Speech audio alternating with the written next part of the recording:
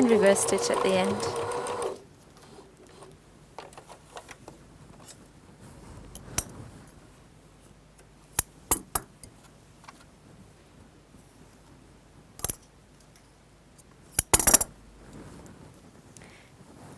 You can see now how you've got your facing attached, which will be turned towards the inside to make the top of your skirt nice and smooth. However, you will find, having all of this bulk there, that it might not sit as flat as you want to. One thing you can do is either trim your facing very small, the seam allowance here, which you would do in the industry if you were working in a production scale and you had to make a lot of skirts. Another way to do it, which is a home sewing and couture way, would be to take little snips of triangles out wherever your garment has curves on the seam.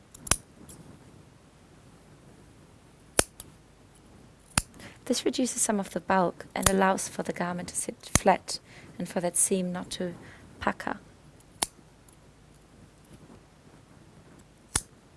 And you can see how here we've got quite a lot of bulk, having 1, 2, 3, 4 different layers of fabric.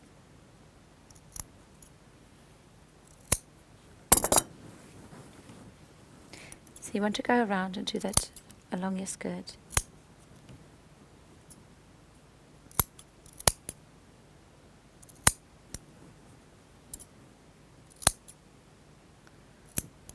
One thing you want to be careful of is that you don't accidentally snip into your seam and create a hole. So, especially if your scissors aren't very sharp, you might be tempted to cut like this. However, if your scissors aren't very sharp and your fabric is quite bulky, you might need to use too much force and end up cutting just a little bit too far. So I recommend, if you can, to just use the tips of your scissors, which means you can control how far you're going to cut.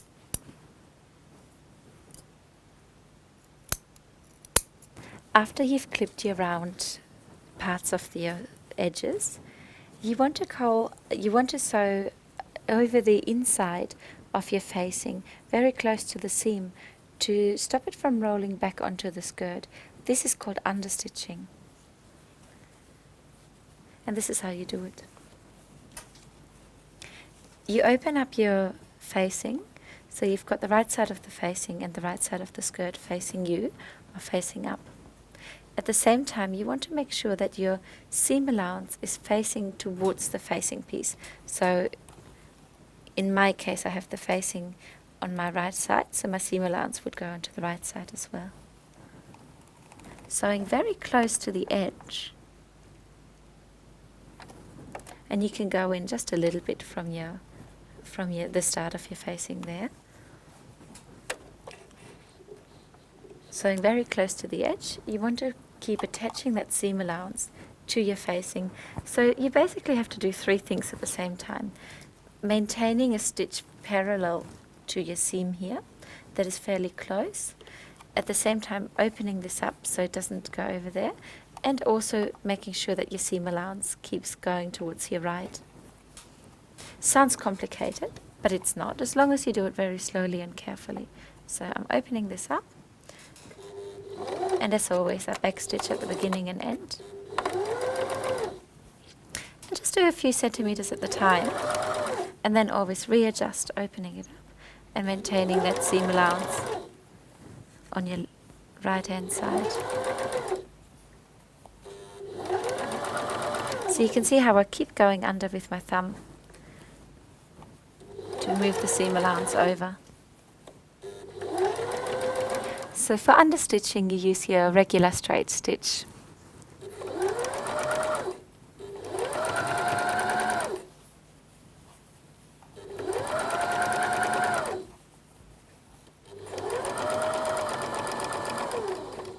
And backstitch.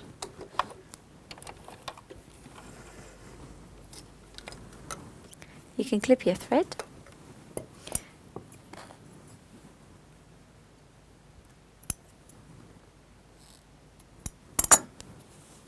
If you have a look, this stitching is fairly close to the edge, and even without ironing, if I turn this under now, my skirt sits nice and flat, because having the seam allowance attached to the facing through understitching makes the facing roll towards the inside. Now you just need to iron it towards the inside. So having your chopstick is helpful again.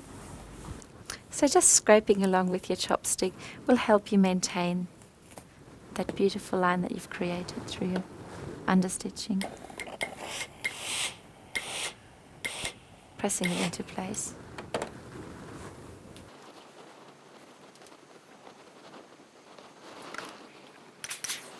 And you can see what you created is what we call a roll of the fabric, a roll of cloth, where your outer fabric rolls towards the inside.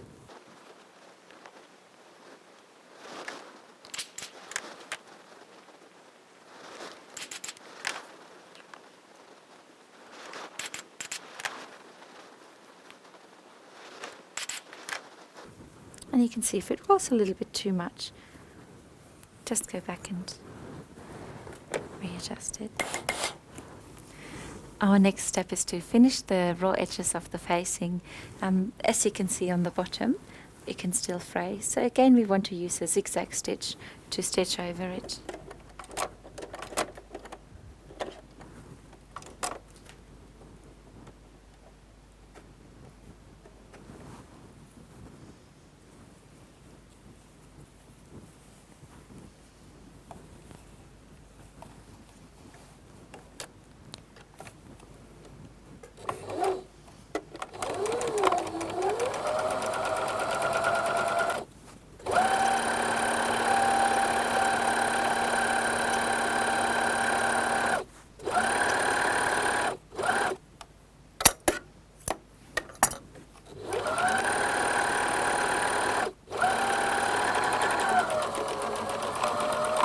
And reversing at the end.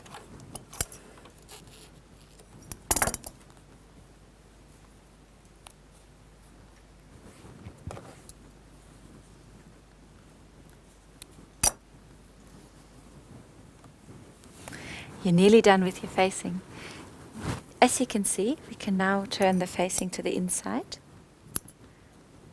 but we still have something hanging loose here. What we want to do is attach this part to our zipper, and we will do this by hand stitching it on. Also, you have quite a bit of bulk here, so it's worth giving this a trim. And the way you would do it is using a pair of sharp scissors, cutting a triangle off, making sure you're not actually stitching into your seam. Fold this under and pin it into place, making sure you don't pin it too closely. If you pin it too closely and then sew it on, it might get caught on the zipper. So about this far apart, 3-4 mils.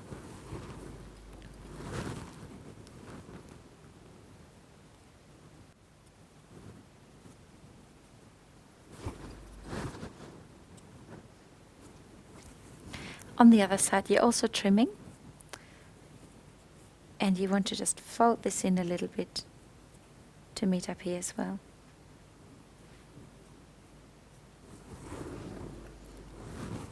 And pin it.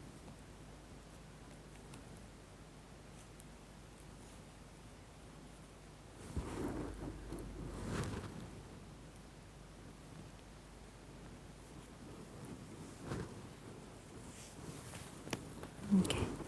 In order to hand sew it on, we need to thread our needle. Run the thread through the hole in the needle, and then if you decide on the length, the best length to choose would be to have when you're holding the needle in your hands, to have the thread about the length of your elbow. The reason being is that as you're sewing, you want to have enough thread that you don't have to keep rethreading it, but not so much that you have to keep pulling along. So having the length of your elbow will be perfect, convenient working width. I like to work with a double thread because it is stronger. However, using a single thread is a little bit more delicate. To tie an easy knot without wasting much thread, What you do is you're creating a circle. So you're holding your needle in your right hand, facing away from you, facing towards the left. You're holding your thread in the left hand, facing towards the right. So the needle point and the thread ends are facing each other. With your index finger and your thumb, grab the thread and then roll your thread around the needle 3 times or more if you wanted a thicker knot. So putting it around 3 times creates a triple knot, 2 times would create a double knot, and so on.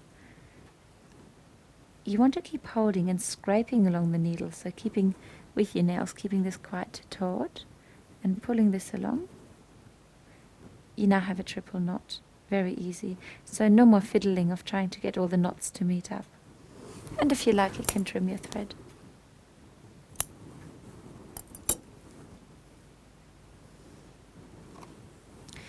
There's different ways of hand stitching it. I want to make sure that I don't see much of the stitching, so I'm just going to attach my thread to the zip here and go through it again. What you want to make sure is that you don't have your needle going through the other side.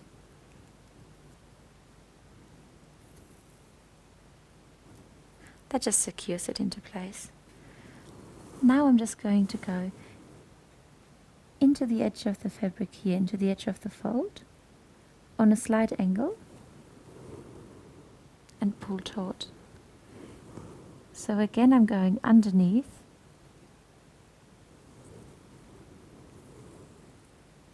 pulling it taut,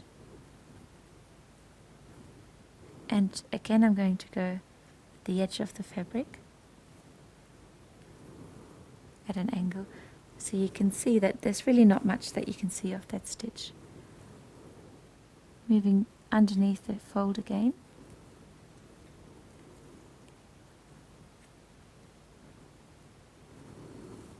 and going in through your fabric from the underside to the top.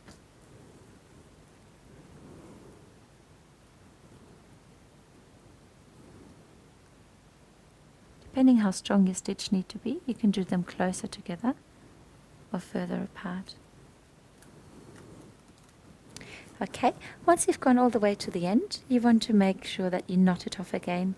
So what you want to do is go underneath into the fabric, and an easy way to do it would be to just pull it almost all the way through until you have only a small bit of loop left, and go through the loop and pull tight. And I like to do it 3 times, again creating a strong triple knot. So pulling it almost all the way through, going in front to back if you like, and pulling it close again. And one last time over the same spot.